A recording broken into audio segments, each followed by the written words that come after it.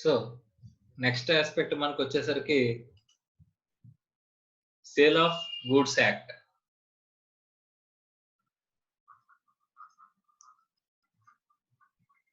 మరి sale of goods act కూడా మనకి ఎక్కడదండి? కాంట్రాక్ట్ యాక్ట్ లో ఒక పార్టేనండి. కాంట్రాక్ట్ యాక్ట్ లో ఒక పార్టే. సో మనం మొత్తం చదివేది కూడా contract act, sale of goods act contract యాక్టే, పార్ట్నర్షిప్ యాక్ట్ కాంట్రాక్ట్ యాక్టే. అందులో కొన్ని సెక్షన్స్ రిపీల్ చేసి విత్డ్రా చేసి సెపరేట్ గా ఒక యాక్ట్ కింద మనకి వచ్చిందంతే. ఓకే, సో ఈ సేల్ ఆఫ్ గూడ్స్ యాక్ట్ లో ఫస్ట్ మేజర్ ప్రొవిజన్స్ గురించి మనం మాట్లాడుకుందాం. అసలు first of all sale of goods అంటే ఏంటండి? అంటే మన సేల్ అంటూ జరిగితే, సేల్ ట్రాన్సాక్షన్ జరిగితే ఆ సేల్ ట్రాన్సాక్షన్ లో మనకి ఉండే contractual relation, contractual rights, liabilities ఎలా ఉంటాయి అనేది మనం ఇక్కడ చూడడం గురించి. సో ఒక్కసారి మనం చూస్తే కనుక the contracts relating to sale of movable goods, very important. ఇక్కడ ఏంటండి? Movable goods. ఇక్కడ ఇమ్మూవబుల్ గూడ్స్ గురించి sale of goods act applicable అవుతుందంటే, sale of goods act immovable property, immovable goods గురించి అప్లికబుల్ కాదంట. ఇమ్మూవబుల్ గూడ్స్ గురించి ఏం వస్తుంది sir? Transfer of immovable property act అని ఒక యాక్ట్ ఉంటుంది. ఆ యాక్ట్ ప్రకారం రైట్స్ అండ్ లయబిలిటీస్ అనేవి అరైజ్ అవుతాయి. సార్ మరి సేల్ ఆఫ్ గూడ్స్ యాక్ట్ ప్రకారం sale of goods act is only applicable for the movable goods only. మళ్ళీ చెప్తాను, sale of goods act is only applicable for the movable goods. Movable goods మాత్రమే applicable అవుతుందని చెప్పేసి అని చెప్తున్నారండి. Okay sir, okay. The contracts relating to the sale of movable goods are governed by the provisions of the Sale of Goods Act 1930, passed in the year 1930. The act came into force on 1st day of July 1930. Okay, it extends to whole India except Jammu and Kashmir. Is కొట్టేయండి, it extends to whole India అండి. except Jammu and Kashmir అనే point అనేది లేదు. With the introduction of the అంటే cancellation of the article 370, అంటే article 370 ని మనం withdraw చేసేయడం ద్వారా, క్యాన్సిల్ చేసేయడం ద్వారా మనకి ఏం పోతుంది? జమ్మూ అండ్ కాశ్మీర్ కి స్పెషల్ స్టేటస్ అనేది పోతుంది. జమ్మూ అండ్ కాశ్మీర్ ఇప్పుడు ఏం జమ్మూ అండ్ కాశ్మీర్ కూడా ఇండియాలో భాగమే అని చెప్పేసి చెప్తున్నారండి. సో ఇక్కడ కాంట్రాక్ట్ యాక్ట్ అనేది జమ్మూ అండ్ కాశ్మీర్ లో అప్లికబుల్ అవుతుందా లేదా సార్ అంటే ఎస్ అప్లికబుల్. ఇప్పుడు ఏంటి, Jammu and Kashmir separate state కాదండి, యూనియన్ టెరిటరీ కింద తీసుకొచ్చారండి. సో రెండు యూనియన్ టెరిటరీస్ కింద జమ్మూ అండ్ కాశ్మీర్, జమ్మూ కాశ్మీర్, లే లడాక్ అని చెప్పేసి అని ఇక్కడ మనకు సెపరేట్ గా తీసుకొచ్చారు. కాబట్టి ఇక్కడ ఏమవుతుందండి, it is not a special status. ఇంకా స్పెషల్ స్టేటస్ ఉండదు. ఆర్టికల్ 370 లో చెప్పిన స్పెషల్ స్టేటస్ అనేది దీనికి లేదు. ఆర్టికల్ 370 రద్దయింది కాబట్టి. ఓకే, ఇక్కడ ఏమవుతుంది, it is applicable to whole India except Jammu and Kashmir అనే పాయింట్ మనం స్ట్రైక్ ఆఫ్ చేసేసుకోవచ్చు. Okay, next. The act does not deal with the sale of immovable property. The transactions relating to the immovable properties, example sale, lease, gifts, etc., are governed by the separate act known as Transfer of Property Act 1882. The act is beyond the scope of this book. అంటే మన syllabus లో లేదండి. Transfer of immovable property అనేది మన syllabus లో లేదు. మనకున్నదంటే కేవలం sale of goods act మాత్రమే. Right. So sir movable goods గురించి మాత్రమే మాట్లాడుకుంటుంది అనుకున్నాం. ఇక్కడ సేల్ అనే దాని గురించే మాట్లాడుకుంటుంది అనుకున్నాం. ఫస్ట్ మరి కాంట్రాక్ట్ ఆఫ్ సేల్ అంటే జనరల్ గా ఏముంటుంది సార్? కాంట్రాక్ట్ ఆఫ్ సేల్ ఇక్కడ డెఫినేషన్ చాలా ఇంపార్టెంట్ అండి. డెఫినేషన్ యాజ్ ఇట్ ఈస్ గా గుర్తుపెట్టుకోవడానికి ట్రై చేయండి. ఓకే, ఏం చెప్తున్నాడు అని చెప్పేసానంటే చూడండి. A contract of sale of goods is a contract wear by, ఇది ఫస్ట్ ఆఫ్ ఆల్ ఏమై ఉండాలి? కాంట్రాక్ట్ అయి ఉండాలంట. Whereby that seller transfers or agrees to transfer.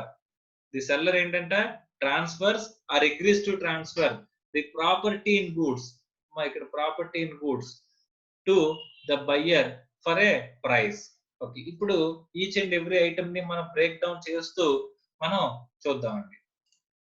Okay, so ఒకసారి కనుక మనం చూసినట్లయితే contract of sale, contract of sale అవ్వాలంటే కనుక ఫస్ట్ అది ఏం అవ్వాలంట? కాంట్రాక్ట్ అవ్వాలంట. ఫస్ట్ ఏం అవ్వాలి?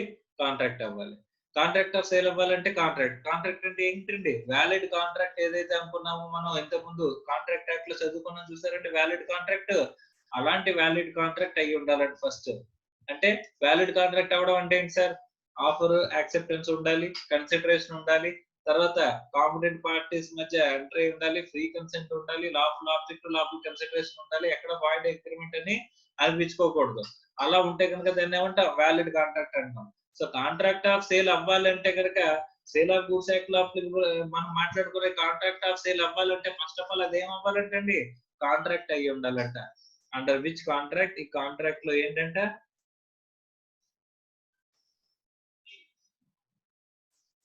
Contract of sale of goods is a contract wear by the seller ఏంటంటే అండి సెల్లర్, ఇక్కడ సెల్లర్ ఏం చేయాలంట seller transfers or agrees to transfer, ఏం చేస్తాడంటే అండి transfer or agrees to transfer. మా ట్రాన్స్ఫర్ అగ్రీస్ టు ట్రాన్స్ఫర్ మాట్లాడుకుంటే ట్రాన్స్ఫర్ అంటే present tense or past tense గురించి మాట్లాడుతుంది, అగ్రీస్ టు ట్రాన్స్ఫర్ అంటే ఫ్యూచర్ గురించి మాట్లాడుతుందండి. అంటే ట్రాన్స్ఫర్ చేయడం, ఇప్పుడు ఇమ్మీడియట్ గా నేను ఓనర్షిప్ అనేది ఉందనుకోండి ఓనర్షిప్ ని ట్రాన్స్ఫర్ చేయడం, ఆర్ ఫ్యూచర్ లో నేను ట్రాన్స్ఫర్ చేస్తానని చెప్పేసి ముందే అగ్రిమెంట్ లోకి ఎంటర్ అవ్వడం. ఓకే, సో కాంట్రాక్ట్ అంటే ఇక్కడ కాంట్రాక్ట్ ఆఫ్ సేల్ అంటే ఫస్ట్ టైం అవ్వాలంటే that should be a contract. ఈ కాంట్రాక్ట్ లో ఎలా ఉండాలంట seller transfers or agrees to transfer, ఏంటండి transfer or agrees to transfer, ఏం ట్రాన్స్ఫర్ చేయడానికి ఒప్పుకోవాలి, transfer or agrees to transfer ఏంటంటే property in goods, very very important. వీడేం చేయాలి property in goods, property in goods అంటే ఓనర్షిప్ అండి. Property in goods means ownership. Ownership ఏమంటారండి ప్రాపర్టీ ఇన్ గూడ్స్ అని చెప్పేసి అని అంటారండి. Sale of goods act language అనమాట. Sale of goods act language లో మనకి ఏమంటారంటే ప్రాపర్టీ ఇన్ గూడ్స్ అంటే ఏంటి ownership. So contract of sale అవ్వాలంటే కనుక ఏం అవ్వాలన్నారంటే ఫస్ట్ అది కాంట్రాక్ట్ అన్నారు. కాంట్రాక్ట్ అంటే మన కాంట్రాక్ట్ యాక్ట్ లో చెప్పిన వ్యాలిడ్ కాంట్రాక్ట్ అయి ఉండాలి. ఆ కాంట్రాక్ట్ లో ఏం చేయాలంటే సెల్లర్ ఎవడైతే ఉంటాడో ఇక్కడ సెల్లర్ ఏం చేయాలంటే transfers or agrees to transfer ఏంటి ownership property in goods to buyer, ఎవరికంటే అండి బయ్యర్ కి ఫర్ ప్రైస్. ఓకే, సో ఇవన్నీ కూడా ఉంటే అప్పుడు అది కాంట్రాక్ట్ ఆఫ్ సేల్ అవుతుందంట. నాకు వీటిలో ఏవి లేకపోయినా సరే కాంట్రాక్ట్ ఆఫ్ సేల్ అవ్వదా సార్, అవ్వదంటండి. సో ఇక్కడ ఫస్ట్ ఆఫ్ ఆల్ మనం చూస్తే కనుక దీన్ని నీట్ గా అనలైజ్ చేస్తే కనుక కాంట్రాక్ట్ ఆఫ్ సేల్ అవ్వాలంటే ఫస్ట్ అది ఏమై ఉండాలి కాంట్రాక్ట్ అయి ఉండాలి. తర్వాత పార్టీస్ ఎంతమంది ఉండాలి, ఇద్దరు ఉండాలి, ఎవరు buyer seller. Okay, so contract of sale లో ఏమై ఉండాలి, కాంట్రాక్ట్ ఆఫ్ సేల్ అవ్వాలంటే ఏమై ఉండాలి, ఇది వ్యాలిడ్ కాంట్రాక్ట్ అయి ఉండాలి. ఈ వ్యాలిడ్ కాంట్రాక్ట్ లో సెల్లర్ ఏం చేస్తూ ఉండాలంట transfer or agrees to transfer చేయడం అంటే or agrees to transfer, present tense future tense రెండు మాట్లాడుతున్నాడండి. ఇప్పుడు ఇమ్మీడియట్ గా నేను ట్రాన్స్ఫర్ చేయడం లేదా ఫ్యూచర్ లో ట్రాన్స్ఫర్ చేస్తానని ముందే అగ్రీ అవ్వడం. ఓకే రైట్, రెండింటి గురించి తర్వాత మాట్లాడుకుందాం. ఏం ట్రాన్స్ఫర్ చేస్తాం ఇంతకని ఓనర్షిప్ ఆఫ్ ది గుడ్స్, దాన్ని ఏమంటున్నాడండి ప్రాపర్టీ ఇన్ గూడ్స్ మనం ట్రాన్స్ఫర్ చేస్తున్నాం అంట ఎవరికి బయ్యర్ కి, దేనికి ప్రైస్ కి. ఓకే, ఇక్కడ చూడండి ఇక్కడ కాంట్రాక్ట్ ఆఫ్ సేల్ అవ్వాలి అంటే కనుక ఫస్ట్ అది కాంట్రాక్ట్ అవ్వాలి, తర్వాత సెల్లర్ ట్రాన్స్ఫర్ గానీ అగ్రీస్ టు ట్రాన్స్ఫర్ గానీ చేసి ఉండాలి. ఏంటి ఓనర్షిప్ ఆఫ్ ది గూడ్స్ ఎవరికి బయ్యర్ కి ఫర్ ప్రైస్. అంటే సార్ ఒకవేళ ప్రైస్ లేకపోతే అక్కడ సేల్ ఆఫ్ గూడ్స్ యాక్ట్ లోకి కవర్ అవుతుందా సార్, అవ్వదంట. అంటే price is mandatory item sir, definition లో చెప్పాడు కాబట్టి మ్యాండేటరీ ఐటమ్. ఓనర్షిప్ ట్రాన్స్ఫర్ అవ్వకపోతే ఇక్కడ కాంట్రాక్ట్ ఆఫ్ సేల్ అవ్వదా సార్, అవ్వదంటండి. సార్ ఇక్కడ వ్యాలిడ్ కాంట్రాక్ట్ అంటూ లేకపోతే ఇక్కడ మనకి కాంట్రాక్ట్ ఆఫ్ సేల్ అవ్వదా సార్, అవ్వదండి. కాంట్రాక్ట్ ఆఫ్ సేల్ అవ్వాలంటే ఇక్కడ డెఫినేషన్ లో చెప్పిన ఆస్పెక్ట్స్ అన్ని కూడా అక్కడ ఇన్కార్పొరేట్ అయ్యి ఉండాలంట. సో కాంట్రాక్ట్ ఆఫ్ సేల్ అవ్వాలంటే ఫస్ట్ ఆఫ్ ఆల్ అదేమవ్వాలి కాంట్రాక్ట్ అయ్యి ఉండాలి. అక్కడ సెల్లర్ ట్రాన్స్ఫర్ చేయడం కానీ ఆర్ అగ్రీస్ టు ట్రాన్స్ఫర్, దీన్ని ఓనర్షిప్ ఆఫ్ ది గూడ్స్ ని ట్రాన్స్ఫర్ చేయడం కానీ లేదా ఫ్యూచర్ లో ట్రాన్స్ఫర్ చేస్తానని అగ్రీ అవ్వడం కానీ చేయాలి. ఎవరికి బయ్యర్ కి, దేనికి ఫర్ ప్రైస్. ఓకే, సో వీటిల్లో ఏది లేకపోయినా సరే ఏమవుతుందంటే అది కాంట్రాక్ట్ ఆఫ్ సేల్ అవ్వదంట. So definition is very very important. So definition ని యాజ్ ఇట్ ఈస్ గా ఉన్నట్టుగా గుర్తు పెట్టుకోవడానికి ట్రై చేయండి. Contract of sale of goods is a contract wear by the seller transfers or agrees to transfer the property in goods, that is ownership, to the buyer for price. So ఇలా ఈ cycle ని మనం గుర్తు పెట్టుకుంటే definition ఈజీగా మనం గుర్తు పెట్టుకోవచ్చు అంటండి. Okay right.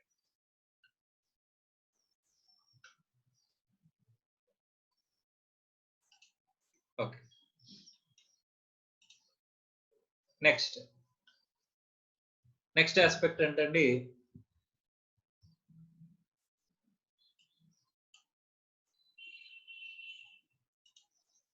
నెక్స్ట్ ఆస్పెక్ట్ ఇక్కడ sale and agreement to cell అని చెప్పేసి అని అంటున్నాడంట. ఓకే, చూద్దాం. నార్మల్ గా ఇమ్మీడియట్ గా ట్రాన్స్ఫర్ అయితే దాన్ని ఏమంటారంటండి, సేల్ అంటారండి. అలా కాకుండా ఫ్యూచర్ లో ట్రాన్స్ఫర్ చేస్తున్నాం, ఓనర్షిప్ ఉంది, ఓనర్షిప్ ని ఇమ్మీడియట్ గా ట్రాన్స్ఫర్ చేస్తే సేల్.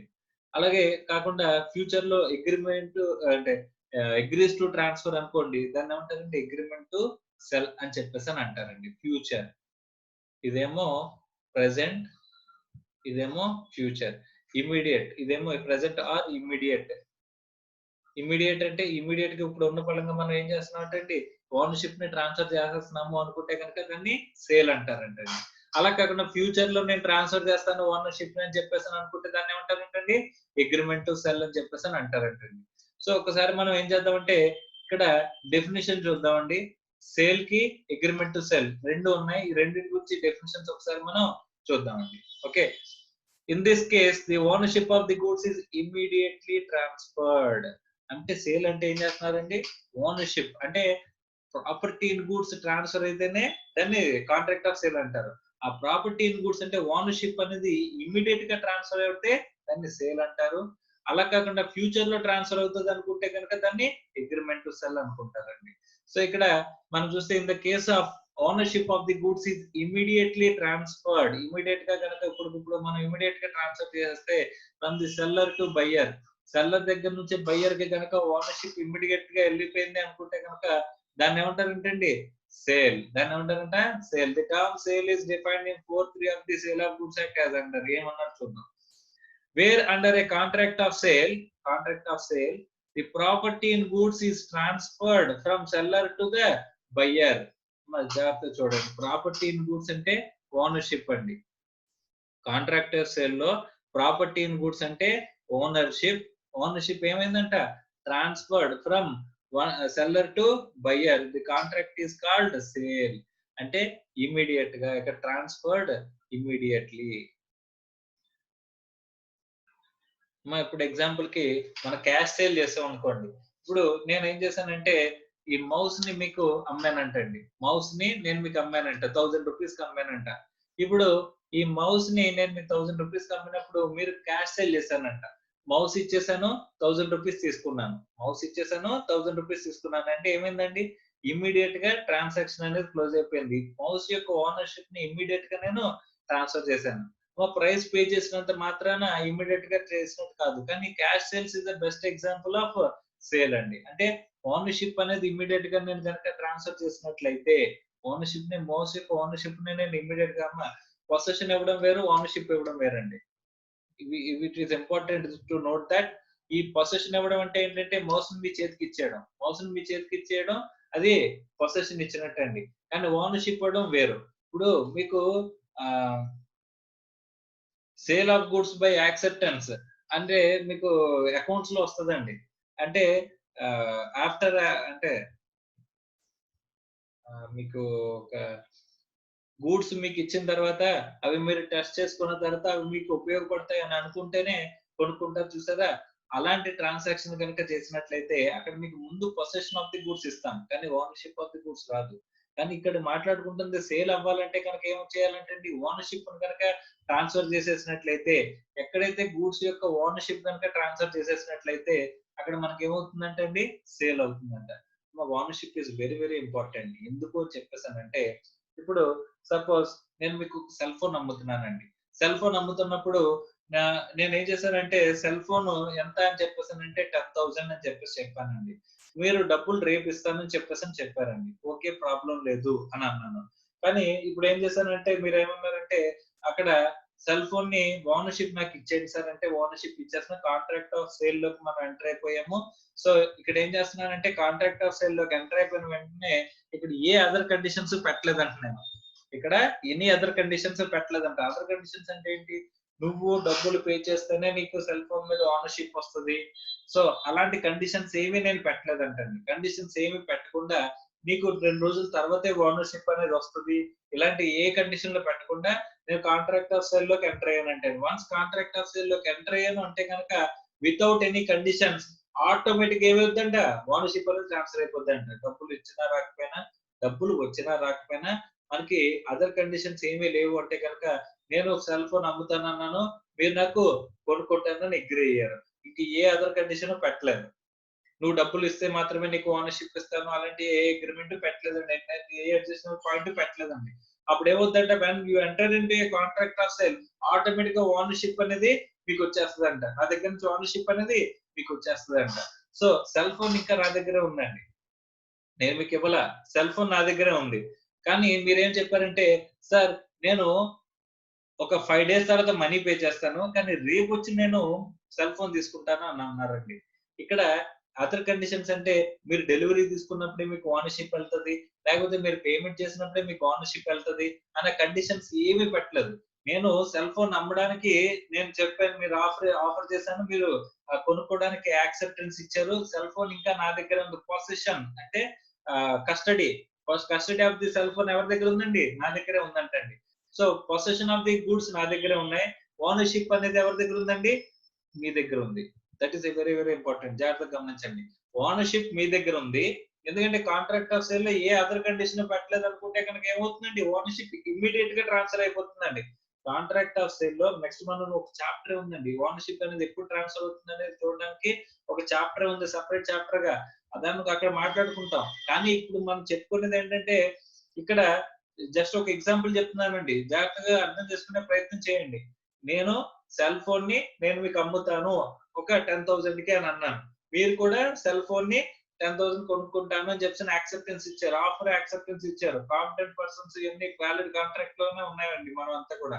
సో, వాలిడ్ కాంట్రాక్ట్ కాబట్టి ఇక్కడ కాంట్రాక్ట్ ఆఫ్ సేల్‌లో ఓనర్‌షిప్ ఎప్పుడు ట్రాన్స్‌ఫర్ అవుతుంది సార్? ఏదైనా అదర్ కండిషన్స్ పెట్టావా లేదా అని చెప్పేసి చూస్తారండి. అదర్ కండిషన్స్ పెట్టడం అంటే ఏంటి? మీరు డబ్బులు పే చేసినప్పుడే 5 రోజుల తర్వాత పేమెంట్ చేస్తానని నేను చెప్పాను. దానికి మీరు అగ్రీ అయ్యారు. ఓకే. సో, నేను మీకు అమ్ముతున్నాను గదా! మీరు నాకు 5 రోజుల తర్వాత పేమెంట్ చేస్తానంటే నేను ఓకే. అగ్రీడ్ అని చెప్పేసని చెప్పాను. నేనెక్కడ కూడా పేమెంట్ చేసిన తర్వాతే ఓనర్‌షిప్ ఎళ్తదని చెప్పేసని నేను చెప్పలా. ఓకే. కానీ మీరు కూడా ఏమన్నారు డెలివరీ అనేది నేను తీసుకుంటాను రేపు అని చెప్పేసని అన్నారు. కానీ డెలివరీ తీసుకున్నప్పుడే ఓనర్‌షిప్ ట్రాన్స్‌ఫర్ అవుతుందని కూడా నేను ఎక్కడ కండిషన్‌లో చెప్పలేదు. ఇలాంటి ఏ అదర్ కండిషన్స్ చెప్పుకోలేదు, మనం మాట్లాడుకోలేదు అనుకుంటే గనక కాంట్రాక్ట్ ఆఫ్ సేల్‌లోకి ఎంటర్ అయిన మరుక్షణం ఏమైపోద్దంటే ఓనర్‌షిప్ అనేది వెళ్ళిపోతుందంట. If the goods are in a deliverable state very, very important. Goods అనేవి ఎలా ఉండాలి? డెలివరబుల్ స్టేట్ లో ఉండాలి.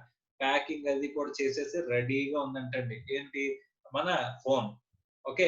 ఫోన్ రెడీగా ఉన్నప్పుడు రెడీ టు డెలివర్ స్టేజ్ లో ఉన్నప్పుడు నేను మీతో కాంట్రాక్ట్ లోకి ఎంటర్ అయ్యాను. ఎంటర్ అవ్వగానే పేమెంట్ లేదు, డెలివరీ ఇవ్వలేదు. కానీ ఇమ్మీడియేట్ గా ఏమైపోయిందండి? ఓనర్‌షిప్ అనేది ట్రాన్స్‌ఫర్ అయిపోతుంది. ఓనర్‌షిప్ ట్రాన్స్‌ఫర్ అయితే ఓనర్‌షిప్ ఎందుకు సార్ అంత ఇంపార్టెన్స్ ఓనర్‌షిప్ ఎందుకు సార్ అంత ఇంపార్టెన్స్ అని చెప్పేసానంటే, ఒకసారి ఎగ్జాంపుల్ మళ్ళీ చెప్తాను క్లారిటీ కోసం చూడండి. నేను సెల్ ఫోన్‌ని మీకు అమ్ముతాను అని చెప్పేసని చెప్పాను. ఏ అదర్ కండిషన్ పెట్టలేదు. మీరేమన్నారంటే 5 డేస్ తర్వాత పేమెంట్ ఇస్తానన్నారు. రేపొచ్చి డెలివరీ తీసుకుంటానన్నారు. సో, డెలివరీ చేసి తీసుకున్నప్పుడే లేదా పేమెంట్ పే చేసినప్పుడే మనకి ఓనర్‌షిప్ వస్తుందని నేనేమి చెప్పలేదంటండి. ఓకే అనుకున్నాము. అనుకోగానే ఏమవుతుందంటే, ఆ ఓనర్‌షిప్ అనేది మీ దగ్గరికొచ్చేస్తదంట. ఓనర్‌షిప్ మీకొచ్చేసిందండి. వచ్చేసిన తర్వాత ఇవాళ రాత్రికి సెల్ ఫోన్ షాప్ అంతా తగలబడిపోయిందంట. షాప్ అంతా కూడా ఏమైపోయింది? బ్లాస్ట్ అయిపోయి తగలబడిపోయిందంటండి. ఇప్పుడు still you need to pay the 10,000 నాకింకా 10,000 మీరు పే చేయాల్సిన అబ్లిగేషన్ ఉందా? లేదా? అని చెప్పేసనంటే ఇక్కడ ఓనర్‌షిప్ ఎవరి దగ్గర ఉందండి ఇప్పుడు? ఓనర్‌షిప్ అనేది ఏ కండిషన్ పెట్టుకోలేదు కాబట్టి ఓనర్‌షిప్ మీ దగ్గరే ఉంది. ఓనర్‌షిప్ అనేది మీ దగ్గరే ఉంది. కాబట్టి ownership risk is associated with the ownership అండి. సో, రిస్క్ ఆఫ్ లాస్ జరిగితే గనక హూ ఈస్ లయబుల్? అంటే ఇప్పుడు పిడుగు పడడం ద్వారా నా షాప్ అనేది ఏమైపోయింది టోటల్‌గా బ్లాస్ట్ అయిపోయిందండి. అది బియాండ్ మై కంట్రోల్. నా చేతుల్లో లేనిది పిడుగుని నేను ఆపలేను. Beyond my control. So, beyond my control జరిగిన యాక్ట్‌కి ఇక్కడ ఏం జరిగిందండి? ఇక్కడ సెల్ ఫోన్ అనేది బ్లాస్ట్ అయిపోయింది. సెల్ ఫోన్ బూడిదయిపోయింది. అనుకుంటే గనక ఓనర్‌షిప్ ఎవరి దగ్గర ఉందండి? నా దగ్గర ఉందనుకోండి. రిస్క్ ఆఫ్ లాస్ నేను భరించాలి. ఓనర్‌షిప్ మీ దగ్గర ఉందనుకోండి. మీరు రిస్క్ ఆఫ్ లాస్ భరించాలి. అంటే ఇక్కడ ఏమైంది? ఓనర్‌షిప్ ఆల్రెడీ కాంట్రాక్ట్ ఆఫ్ సేల్‌లో ఇంకే అదర్ కండిషన్‌లో పెట్టుకోకపోవడం వల్ల మనకేమైంది? ఓనర్‌షిప్ అనేది మీ దగ్గరికెళ్ళిపోయిందండి.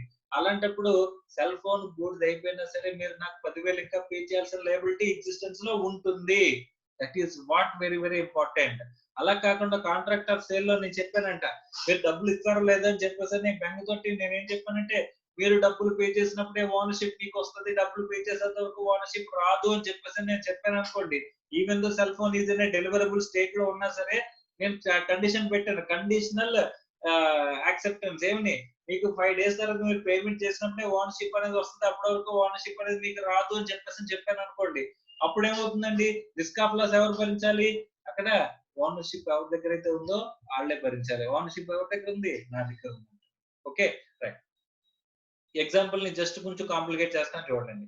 ఇక్కడ సెల్ ఫోన్ ని నేను మీకు డెలివరబుల్ స్టేట్ లో ఉంది, నేను మీకు డెలివరీ ఇచ్చేసానండి. డెలివరీ ఇచ్చేసాను అంటే పొసెషన్ ఎవరి దగ్గర ఉందండి? మీ దగ్గర ఉంది. కానీ ఓనర్షిప్ ఎవరి దగ్గర ఉందండి? నా దగ్గర ఉంది. నేను ఏం కండిషన్ పెట్టానంట, మీరు 5 డేస్ పేమెంట్, 5 డేస్ తర్వాత పేమెంట్ చేస్తానన్నారు కదా, అప్పుడే ఓనర్షిప్ వస్తుంది, అప్పుడు ఓనర్షిప్ నాదే అని చెప్పేసి నేను క్లియర్ గా చెప్పానంటే అండి. సో కానీ ఇక్కడ ఏం చేశారు, సెల్ ఫోన్ మాత్రం మీరు తీసుకెళ్ళిపోతానంటే ఓకే తీసుకెళ్ళండి అని చెప్పేసి అన్నానండి. పొసెషన్ నా దగ్గర లేదు, పొసెషన్ నా దగ్గర లేదు, కానీ ఓనర్షిప్ నా దగ్గరే ఉంది. పొసెషన్ మీ దగ్గర ఉంది, ఓనర్షిప్ నా దగ్గర ఉంది. సార్ రెండు వేరు వేరా సార్? ఎస్, ఓనర్షిప్ వేరు, పొసెషన్ వేరు. కస్టడీ, ఫిజికల్ కస్టడీ ఉండడం వేరు, ఓనర్షిప్ ఉండడం వేరు. ఓనర్షిప్ అంటే ప్రాపర్టీ ఇన్ గూడ్స్.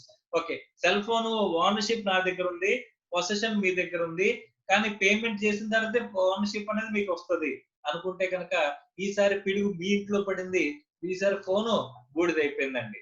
ఇప్పుడు ఓనర్షిప్ ఎవరి దగ్గర ఉందండి? నా దగ్గర ఉంది. పొసెషన్ మీ దగ్గర ఉంది.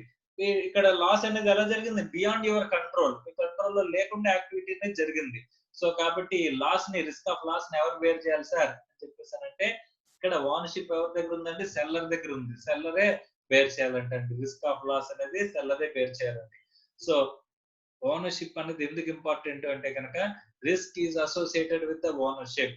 ద రిస్క్ ఆఫ్ లాస్ అనేది ఓనర్ ఎవరైతే ఉన్నాడో వాడే భరించాలి. కాబట్టి రిస్క్ ఆఫ్ లాస్ అనేది ఓనర్ దగ్గరే ఉంటుంది. Risk is associated with the ownership. Associated with the ownership అండి. ఓనర్షిప్ ఎక్కడైతే ఉంటుందో రిస్క్ కూడా అక్కడే ఉంటుంది అనేది ఇక్కడ చాలా చాలా ఇంపార్టెంట్ ఆస్పెక్ట్. సార్ ఓనర్షిప్ మీ దగ్గర ఉండి పొసెషన్ నా దగ్గర ఉండి జరగచ్చా సార్? ఇందాక మనం చెప్పుకున్న ఎగ్జాంపుల్ లో జరిగిందండి, కాబట్టి జరగచ్చు. సో పొసెషన్ వేరు, ఓనర్షిప్ వేరు, పేమెంట్ అనేది వేరు. ఓకేనా? సో అన్ని కూడా డిఫరెన్షియేటెడ్ ఆస్పెక్ట్స్ అండి. ఇక్కడ సేల్ అంటే ఏంటి సార్? సేల్ అంటే పొసెషన్ ట్రాన్స్ఫర్ అవ్వాలా, ఓనర్షిప్ ట్రాన్స్ఫర్ అవ్వాలా? ఇమీడియట్ గా ఓనర్షిప్ అనేది ఎక్కడైతే ట్రాన్స్ఫర్ అవుతుందో కాంట్రాక్ట్ ఆఫ్ సేల్ లో ఓనర్షిప్ అనేది ఇమీడియట్ గా ట్రాన్స్ఫర్ అయిపోతే అక్కడ ఏమవుతుందంటే అండి, ఇక్కడ సేల్ అంటారండి. సేల్ ఆన్ అప్రూవల్ బేసిస్ అని చెప్పేసి ఏదైతే ఉంటుందో ఆ సేల్ ఆన్ అప్రూవల్ బేసిస్ లో ముందు పొసెషన్ మీ దగ్గరకు వచ్చేస్తుంది, కానీ స్టిల్ ఓనర్షిప్ నా దగ్గర ఉంది. ఒక గుర్రాన్ని నేను మీకు అమ్ముతానని చెప్పేసి అగ్రిమెంట్ లోకి ఎంటర్ అయ్యానండి. కానీ గుర్రాన్ని మీరేమన్నారంటే, నేను తీసుకుని వాడుకున్న తర్వాత నాకు నచ్చితే కొనుక్కుంటానని చెప్పేసి అన్నారండి. అలాంటప్పుడు గుర్రాన్ని తీసుకెళ్లారండి. మీ ఇంటికి తీసుకెళ్లిన తర్వాత 2 రోజులకి గుర్రం చనిపోయిందండి. చనిపోతే మీరు ఇంకా యాక్సెప్టెన్స్ ఇవ్వడానికి ఒక 5 డేస్ టైం ఉంది. యాక్సెప్టెన్స్ ఇవ్వడానికి ముందే గుర్రం చనిపోయిందండి. అలాంటప్పుడు రిస్క్ ఆఫ్ లాస్ ఎవరు బేర్ చేయాలి? ఓనర్ గా నేను బేర్ చేయాలంటే ఓనర్షిప్ ఎవరి దగ్గర ఉంది? సెల్లర్ అనే నా దగ్గర ఉంటుందండి, మీ దగ్గర ఉండదు. So risk of loss who should bear అంటే కనుక రిస్క్ ఆఫ్ లాస్ నేను బేర్ చేయాలి, కానీ మీరు బేర్ చేయాల్సిన అవసరం లేదు. ఓనర్షిప్ అనేది, ownership is associated with risk, risk is associated with ownership. So రెండు అసోసియేటెడ్ గా ఉంటాయి. సో ఓనర్షిప్ వేరు, పొసెషన్ వేరు, పేమెంట్ వేరు, ఇలా అన్ని కూడా వేరు వేరుగా మనం చూడాల్సిన అవసరం ఉంటుందంటండి. ఓకే, సో ఓనర్షిప్ మన దగ్గర ఉండి పొసెషన్ మీ దగ్గర ఉండొచ్చు, పేమెంట్ జరుగుండొచ్చు, జరగకపోయి ఉండొచ్చు, ఎలాగైనా సరే ఉండొచ్చు. సో సేల్ అనాలంటే కనుక కాంట్రాక్ట్ ఆఫ్ సేల్ లో ఏం జరగాలండి? ఓనర్షిప్ ఇమీడియట్ గా ట్రాన్స్ఫర్ అయిపోవాలి, ఇమీడియట్ గా ట్రాన్స్ఫర్ అయిపోవాలి. పొసెషన్ ట్రాన్స్ఫర్ అయినా అవ్వకుండా ప్రాబ్లం లేదు. ఓనర్షిప్ అనేది ఇమీడియట్ గా ట్రాన్స్ఫర్ అయిపోయింది, ఇంకా పొసెషన్ ట్రాన్స్ఫర్ అవ్వలేదు సార్ అనుకుంటే కనుక అప్పుడు ఏమవుతుందంటే అండి, సార్ సేల్. ఓకే, నెక్స్ట్ మరి కాంట్రాక్ట్ అగ్రిమెంట్ టు సెల్ అంటే, అగ్రిమెంట్ టు సెల్ అంటే చూడండి, in this case the ownership of the goods is not immediately transferred from a seller to a buyer. Seller దగ్గర నుంచి బయ్యర్ కి ownership అనేది immediate గా transfer అవ్వదంట. Okay sir, immediate గా transfer అవ్వకపోతే, but it transfers after some future date. Okay, future date లో మనకి transfer అవుతుందంట. The agreement to sell is also defined in 4(3) of the Sale of Goods Act. Sale of Goods Act 4(3) లో మనకి define చేశారంట. ఏమని చెప్పారు చూడండి.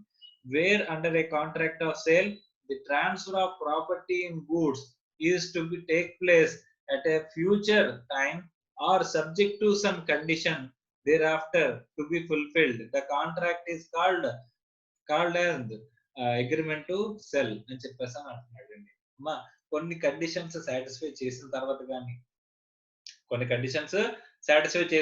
కానీ లేకపోతే అట్ సమ్ ఫ్యూచర్ టైం మనం అగ్రిమెంట్ లో అనుకున్నట్టు ఫ్యూచర్ టైం లో కానీ అక్కడ ట్రాన్స్ఫర్ అవుతుంది ఓనర్షిప్ అనుకుంటే కనుక దాన్ని ఏమంటారంటండి అగ్రిమెంట్ టు సెల్ అంటారంట. సపోజ్ ఇందాక ఎగ్జాంపుల్ లోనే మనం మాట్లాడుకుందాం. సెల్ ఫోన్ ని నేను మీకు అమ్ముతానని చెప్పినప్పుడు సెల్ ఫోన్ ని నేను ఓనర్షిప్ అనేది మీకు ఇవ్వలేదంట. ఏమని చెప్పాను? On payment of complete amount. ఒక 10,000 పే చేయాలనుకుంటే 10,000 పూర్తిగా ఎప్పుడైతే పే చేస్తారో, సపోజ్ మీరు నాకు ఇన్స్టాల్మెంట్ లో పే చేస్తానని చెప్పారండి. మీరు ఎప్పుడైతే ఫస్ట్ గా బుకింగ్ కింద 2,000 పే చేశారో తర్వాత 2,000 చెప్పిన ఎవ్రీ మంత్ పే చేసుకుంటూ వస్తానంటున్నారు. నేనేం చెప్పానంటే నాకు టోటల్ గా 10,000 ఎప్పుడైతే లంసమ్ టోటల్ అమౌంట్ నాకు పేమెంట్ అవుతుందో అప్పుడు మీకు ఓనర్షిప్ అనేది ట్రాన్స్ఫర్ అవుతుంది. అప్పటి వరకు ఓనర్షిప్ అనేది ట్రాన్స్ఫర్ అవ్వదు అని చెప్పి నేను మీకు సెల్ ఫోన్ అమ్మానంటండి. పొసెషన్ మీ దగ్గరే ఉంటది. సెల్ ఫోన్ మీరు వాడుకుంటారు. మీరు నాకు అమౌంట్ పే చేసుకుంటూ వస్తారు ఎవ్రీ మంత్ కూడా. సో ఈ టోటల్ అమౌంట్ 10,000 ఎప్పుడైతే అవుతుందో ఆ 10,000 అయిన తర్వాత మీకు ఏమవుతుందంటే ఓనర్షిప్ వస్తుంది అని చెప్పేసి నేను చెప్పానంటండి. సో అక్కడ కండిషన్ ఏంటి? పేమెంట్. ఆ పేమెంట్ కంప్లీట్ అయితేనే మీకు ఓనర్షిప్ వస్తుందని నేను ఎప్పుడైతే చెప్పానో దాన్ని ఏమంటున్నాడండి? Agreement to sell. అంటే ఓనర్షిప్ పొసెషన్ ఇచ్చేసాను, అక్కడ గూడ్స్ ఇచ్చేసానండి మీ చేతికి. పేమెంట్ అనేది నాకు ఎప్పుడైతే వస్తుందో అప్పుడు మాత్రమే ఓనర్షిప్ వస్తుంది అని చెప్పేసి నేను చెప్పానండి. అలాంటప్పుడు పొసెషన్ వచ్చేసిన ఇంకా అక్కడ ఏం వచ్చినట్టు కాదంటండి, ఓనర్షిప్ అనేది వచ్చినట్టు కాదు అని చెప్పేసి అంటున్నాడండి. ఓనర్షిప్ అనేది ఇమీడియట్ గా ట్రాన్స్ఫర్ అవ్వదు. ఎందుకంటే కండిషనల్ ఇది చెప్పాను నేను. కండిషన్ ఏంటి? మీ పేమెంట్ కంప్లీట్ గా అయిపోతేనే మీకు ఓనర్షిప్ వస్తుంది అని చెప్పేసాను. అలా కాకుండా నేను ఏం చేశానంటే ఇంకొక అగ్రిమెంట్ ఎగ్జాంపుల్ మనం మాట్లాడుకుంటే కార్ ని మీకు సేల్ చేస్తానన్నానండి. 1 మంత్ తర్వాత సేల్ చేస్తానని చెప్పానండి. ఓకే. సో నేనేం చెప్పానంటే నేను 1 మంత్ తర్వాత ఎప్పుడైతే డెలివరీ ఇస్తానో కార్ డెలివరీ ఎప్పుడైతే ఇస్తానో అప్పుడే మీకు ఓనర్షిప్ వస్తుంది, అప్పటి వరకు ఓనర్షిప్ రాదు అని అన్నానండి. కానీ పేమెంట్ మీరు ముందే ఇచ్చేసారు. మీరు నాకు 10 లక్షలు నేను కార్ ని మీకు సేల్ చేస్తాను అనుకుంటే 10 లక్షలు మీరు నాకు ముందే అమౌంట్ ఇచ్చేసారండి. అమౌంట్ ఇచ్చినంత మాత్రం ఓనర్షిప్ వచ్చేస్తుందా? రాదు. సో 10 లక్షలు మీరు అమౌంట్ ఇచ్చేసినా నేనేం చెప్పానంటే 1 మంత్ తర్వాత నేను గూడ్స్ ఎప్పుడైతే డెలివరీ ఇస్తానో అప్పుడే మీకు ఓనర్షిప్ వస్తుందని చెప్పేసి చెప్పానండి. సో 10 లక్షలు మీరు ముందే పేమెంట్ చేసేసినా అక్కడ ఏం రాదంటండి, ఓనర్షిప్ అనేది రాదు. ఎప్పుడైతే నేను కండిషన్ పెట్టానో సమ్ ఫ్యూచర్ టైం తర్వాత మీకు ఓనర్షిప్ వస్తుందని, ఆ 1 మంత్ కంప్లీట్ అయిన తర్వాత మీకు ఆ గూడ్స్ మీద ఏమొస్తుందంటే ఓనర్షిప్ అనేది వస్తుంది. పేమెంట్ ముందు చేసిన తర్వాత చేసిన పేమెంట్ తో సంబంధం లేదు. ఓకే. డెలివరీ ముందు చేసిన తర్వాత చేసిన డెలివరీతో సంబంధం లేదు. Ownership is different from the delivery and payment. Okay. Right. So at some future date గానీ సమ్ కండిషన్ సాటిస్ఫై చేసిన తర్వాత గానీ మీకు ఓనర్షిప్ వస్తుందని చెప్పేసి అంటే కనుక దాన్ని ఏమంటారంటండి? అగ్రిమెంట్ టు సెల్ అంటారంటండి. It is not sale. Sale అంటే ఇమిడియట్ గా ఓనర్షిప్ అనేది ట్రాన్స్ఫర్ చేస్తే కనుక దాన్ని ఏమంటారంటండి? సేల్ అంటారు. అలా కాకుండా సమ్ ఫ్యూచర్ డేట్ గానీ సమ్ కండిషన్ సాటిస్ఫై చేసిన తర్వాత గానీ నేను సేల్ చేస్తాను అనుకుంటే ఓనర్షిప్ ట్రాన్స్ఫర్ చేస్తాను అనుకుంటే కనుక దాన్ని ఏమంటారంటండి? అగ్రిమెంట్ టు సెల్ అని చెప్పేసి అంటారంటండి. సో ఒక్కసారి మళ్ళీ మనం డెఫినిషన్ కనుక కాంట్రాక్ట్ ఆఫ్ సేల్ డెఫినిషన్ చూస్తే కనుక contract of sale is a contract wear by seller transfers immediate గా ట్రాన్స్ఫర్ చేస్తే దాన్ని సేల్ అంటారు. Agrees to transfer agreement to sell. Agrees to transfer అంటే సమ్ ఫ్యూచర్ డేట్ లో నేను అమ్ముతానని చెప్పేసాను కనుక నేను అగ్రిమెంట్ లోకి వస్తే కనుక దాన్ని అగ్రీస్ టు ట్రాన్స్ఫర్ అంటారండి. అదే దీనికి example agreement to sell. Transfers or agrees to transfer ఏంటంటే ప్రాపర్టీ ఇన్ గూడ్స్ అంటే ఏంటి? Ownership. Okay. So ownership property in goods అంటే ఏమన్నారండి? Ownership to the buyer for price. Okay. ఈ అన్ని ఆస్పెక్ట్స్ ఉంటేనే దాన్ని ఏమంటున్నారండి? కాంట్రాక్ట్ ఆఫ్ సేల్ అని చెప్పేసి అంటున్నారండి. అందులో సేల్ అంటే ఓనర్షిప్ ఇమ్మీడియట్ గా ట్రాన్స్ఫర్ అయితే దాన్ని ఏమంటున్నారు? సేల్. అదే ఫ్యూచర్ డేట్ లో ట్రాన్స్ఫర్ అయితే సమ్ కండిషన్ సాటిస్ఫై చేసిన తర్వాత ట్రాన్స్ఫర్ అయితే దాన్ని ఏమంటున్నారండి? అగ్రిమెంట్ టు సెల్ అని చెప్పేసి చెప్తున్నారండి. అమ్మ ఇక్కడ మనకు ఒక విషయం క్లారిటీగా తెలుసుకున్నది ఏంటంటే ఓనర్షిప్ ట్రాన్స్ఫర్ అవడం వేరు, పొసెషన్ ట్రాన్స్ఫర్ అవడం వేరు, పేమెంట్ అనేది జరగడం వేరు. ఎన్ని ట్రాన్సాక్షన్స్ ఎన్ని ఆస్పెక్ట్స్ కూడా ఒక ట్రాన్సాక్షన్ లో వేరు వేరుగా మనం చూస్తాము. అందులో ఓనర్షిప్ ట్రాన్స్ఫర్ గురించి ఇక్కడ మనం మాట్లాడుకుంటున్నాం. Very very important. ఎందుకంటే ownership risk is associated with the ownership. Ownership తో పాటు ఏముంటుంది అంటే మనకి రిస్క్ అనేది ఉంటుంది అని చెప్పేసి అని మనకి చెప్తున్నారు. Okay, so this is with respect to sale and agreement to cell. Okay, so distinction between sale and agreement to cell. Agreement to cell కి సేల్ కి డిఫరెన్స్ ఉందంటే ఏంటిది మనకు తెలిసిందేనండి. ఒకసారి చూస్తాం సేల్ అంటే ఏంటో చూడండి.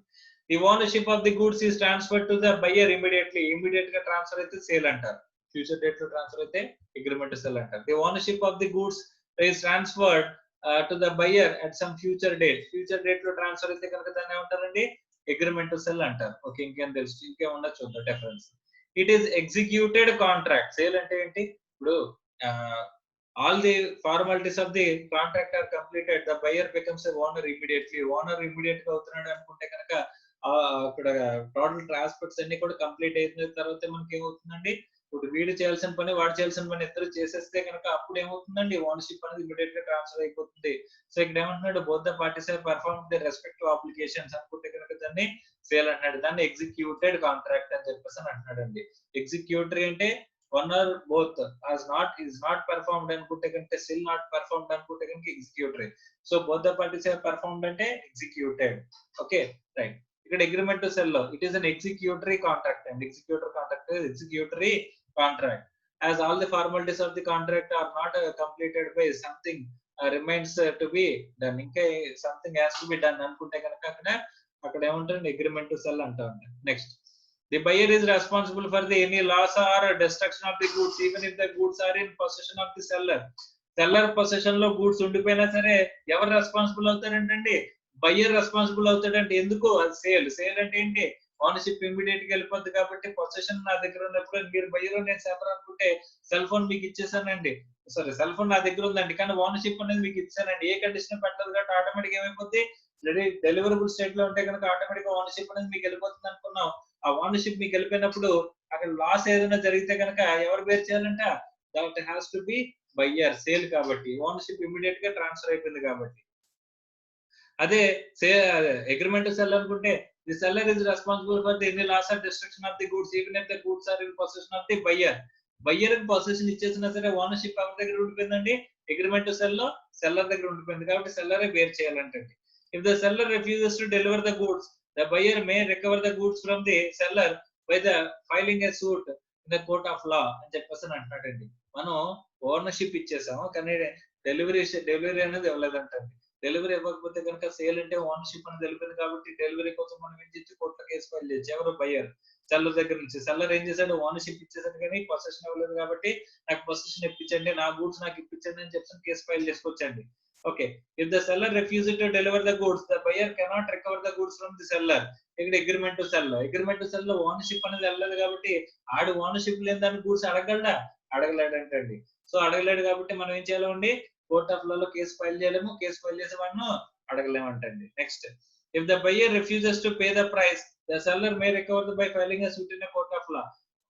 మనం ఓనర్షిప్ ఇచ్చేసాం కాబట్టి ఇంకా మనం అడగగలిగితే ఏం అడగలమంటే ప్రైస్ అనేది అడగలమంట బయ్యర్ దగ్గర నుంచి. బయ్యర్ ఏమో ఫస్ట్ అడగలడు, మనమేమో గూడ్స్ తిరిగి ఇవ్వండి అని అడగలేము. ఓనర్షిప్ లేదు కాబట్టి మన దగ్గర మనం ఇప్పుడు సేల్ అంటే ఏంటి? ఓనర్షిప్ ఇమీడియట్ గా ట్రాన్స్ఫర్ అయిపోయింది బయ్యర్ కి. అలాంటప్పుడు బయ్యర్ దగ్గర నుంచి నేను ఏం అడగలేను? గూడ్స్ తిరిగి ఇవ్వండి, నా గూడ్స్ నాకు ఇచ్చేయండి అని చెప్పి అడగలేను. మరి ఏం అడగలను? ప్రైస్ అడగలను. అది కూడా ఎలాగ అడగచ్చు? కోర్టులో కేసు ఫైల్ చేసి నేను అడగచ్చు అంటండి. Okay, right. కానీ అగ్రిమెంట్ టు సెల్ అలా కాదండి. అగ్రిమెంట్ సెల్ ఏంది? ఓనర్షిప్ అనేది అక్కడ నా దగ్గరే ఉంది. ఓనర్షిప్ నా దగ్గర ఉంది కాబట్టి నా గూడ్స్ నేను అడగచ్చా? Right. If the buyer refuses to pay the price, the seller cannot receive it. He can only recover the damages from the buyer by filing a suit in a court of law. Okay, నా goods నాకు ఇచ్చేయమని చెప్పేసి అడిగి నేను price అడగలేను. ఎందుకంటే ownership ఇవ్వలేదు. Ownership ఇస్తేనే price అడగలను. So ownership ఇవ్వలేదు కాబట్టి నేను కాంట్రాక్ట్ ని క్యాన్సిల్ చేసుకున్నట్టుగా డ్యామేజెస్ క్లెయిమ్ చేసుకోవచ్చు, గూడ్స్ వెనక్కి తీసుకోవచ్చు అంటండి. So that this is difference between sale and agreement to sell. Next, essentials of a valid contract of sale. ఒక valid contract of sale రావాలంటే కనుక అక్కడ ఏమేమి ఉన్నాయి ఆస్పెక్ట్స్ అని చెప్పేసి అంటే చూడండి. All the requirements of a valid contract must be fulfilled. ఇది ఆల్రెడీ మనం మాట్లాడుకున్నాం. అక్కడ ఏమి ఉండాలి? valid contract అయి ఉండాలి. సో valid contract అయి ఉండాలి. Next, there must be two parties to the contract of sale. ఎవరెవరు ఉండాలండి? బయ్యర్, సెల్లర్ ఇద్దరు ఉండాలి. డెఫినిషన్ లో మనం చూసాం. Next there must be some goods as a subject matter. ఖచ్చితంగా ఏముండాలంటే గూడ్స్ ఉండాలంటే subject matter. Sir what is goods, దాని గురించి మళ్ళీ డీటెయిల్ గా మాట్లాడుకుందాం అండి. గూడ్స్ అంటే ఏంటి, అందులో గూడ్స్ అంటే ఏముంటాయి అనేది డీటెయిల్ గా మాట్లాడుకుందాం. Next the property in goods must be transfer to the buyer. Property in goods అనేది ఓనర్షిప్ అనేది ట్రాన్స్ఫర్ అవ్వాలంట. కాంట్రాక్ట్ ఆఫ్ సేల్ అవ్వాలంటే ఏం జరగాలి, ఓనర్షిప్ ఆఫ్ ది గూడ్స్ అనేది ఇప్పుడు కానీ ఇమ్మీడియట్ గా కానీ ఎట్ సమ్ ఫ్యూచర్ డేట్ కానీ ఓనర్షిప్ ఆఫ్ ది గూడ్స్ అనేది ట్రాన్స్ఫర్ అయితే అప్పుడే దాన్ని ఏమంటారు, కాంట్రాక్ట్ ఆఫ్ సేల్ అంటారంటండి. And there must be some price for the goods. Very very important. Sir అసలు ప్రైసే లేకపోతే అంటే బార్టర్ సిస్టమ్ లో ప్రైస్ ఉంటదండి, ఉండదండి. ఇప్పుడు నేను మీకు సెల్ ఫోన్ ఇస్తున్నాను, మీరు నాకేమో బైక్ ఇస్తున్నారండి. మీ బైక్ నాకు ఇచ్చేస్తున్నారు, నేను మీకేమో సెల్ ఫోన్ ఇస్తున్నానండి. ఇలాంటప్పుడు ఇక్కడ ప్రైస్ ఉందండి, మన మధ్య ప్రైస్ ట్రాన్సాక్షన్ లేదనుకోండి, అంటే మనీ ట్రాన్సాక్షన్ లేదనుకోండి, దీన్ని కాంట్రాక్ట్ ఆఫ్ సేల్ అనొచ్చా, అనడానికి లేదంటండి. అలా కాకుండా నేను మీకు సెల్ ఫోన్ ఇచ్చేస్తున్నాను, మీరు నాకు బైక్ ఇస్తున్నారు, అడిషనల్ గా మీరు నా దగ్గర నుంచి 10,000 తీసుకుంటున్నారు అనుకోండి. నా cell phone plus 10,000 equal to your bike అనుకోండి. అప్పుడు అక్కడ ప్రైస్ ఉందా లేదా, money value of the consideration ఉందా లేదా, yes money value of the consideration కనుక ఉన్నట్లయితే అక్కడ దాన్ని ఏమంటారు ఏంటండి, అక్కడ ప్రైస్ ఉన్నట్టే. ప్రైస్ ఉంటే కనుక ప్రైస్ తో పాటుగా some other satisfaction like 10,000 plus నా సెల్ ఫోన్, ఆ రెండు కలిపి నేను మీకు ఏం ఇస్తున్నాను, ఇచ్చేస్తున్నాను. మీ దగ్గర నుంచి ఏం తీసుకుంటున్నాను, బైక్ తీసుకుంటున్నాను. అంటే ఇక్కడ money value of the consideration ఉంటే కనుక అక్కడ ఏమవుతుంది, అప్లికబుల్ అవుతుందంటే కాంట్రాక్ట్ ఆఫ్ సేల్ అనేది అప్లికబుల్ అవుతుందంట. ఇప్పుడు సపోజ్ నా ఓల్డ్ కార్ ఉందండి, ఓల్డ్ కార్ ఇచ్చేసి ఎక్స్చేంజ్ కి ఇచ్చేసి నేను న్యూ కార్ తీసుకున్నాను అంటండి. టోటల్ గా నా ఓల్డ్ కార్ కు 3 లక్షలు వాల్యూ అనేది కట్టాడంటండి. న్యూ కార్ నేను 10 lakhs తీసుకుంటుంటే కనుక నేను ఏం చేస్తాను, ఈ 3 లక్షల కార్ ఇచ్చేసి 7 లక్షలు అడిషనల్ గా పే చేసి నేను కొత్త కార్ తెచ్చుకుంటున్నానండి. 7 లక్షలు పే చేస్తున్నాను కాబట్టి అక్కడ ప్రైస్ అనేది ఉన్నట్టేనా, ఎస్. సో ప్రైస్ అనేది ఉన్నట్టు కాబట్టి ఇక్కడ ఏం అప్లికబుల్ అవుతుందండి, కాంట్రాక్ట్ ఆఫ్ సేల్ అనేది అప్లికబుల్ అవుతుందంట. అలా కాకుండా నేను నా కార్ ఇచ్చేసి కార్ తీసుకుంటున్నాను అనుకోండి, ఏ అడిషనల్ వాల్యూ అనేది పే చేయట్లేదు అనుకోండి, దాన్ని ఏమంటారండి, బార్టర్ అంటారండి. బార్టర్ లో మనకి ఏముంటుందండి, ఇక్కడ మనకి సపరేట్ గా బార్టర్ అనేది ఏదైతే ఉందో అక్కడ మనకి సపరేట్ గా కన్సిడర్ ఇక్కడ ప్రైస్ అనేది లేదు కాబట్టి ఇక్కడ అక్కడ ఏముంటదంటే అండి, it is not a contract of sale. Okay, very important. ఒకసారి చూడండి, the goods must be sold for some price.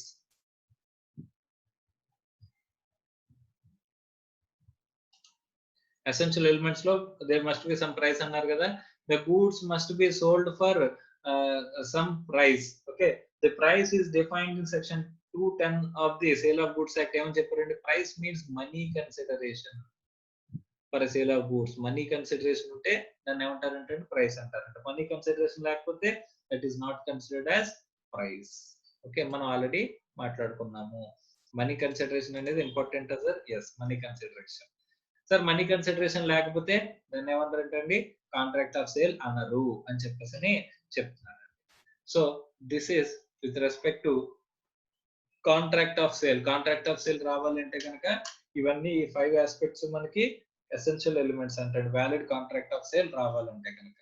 So ఇప్పటి వరకు మనం మాట్లాడుకున్నది ఏంటంటే ఓన్లీ కాంట్రాక్ట్ ఆఫ్ సేల్ అంటే ఏంటని మాట్లాడుకోవడానికి ఇప్పటి వరకు టైం సరిపోయిందండి మనకి. కాంట్రాక్ట్ ఆఫ్ సేల్ అంటే మీకు ఏమైనా డౌట్లు ఉంటే అడగండి. రిమైనింగ్ చాప్టర్ నెక్స్ట్ క్లాస్ లో కంటిన్యూ చేస్తాను. అంటే రేపు 8 to 10 లో నేను కంటిన్యూ చేస్తానండి. సో ఏమైనా డౌట్ ఉంటే సోఫార్ ఇప్పటి వరకు ఏమైనా డౌట్ ఉంటే అడగండి. Contract of sale.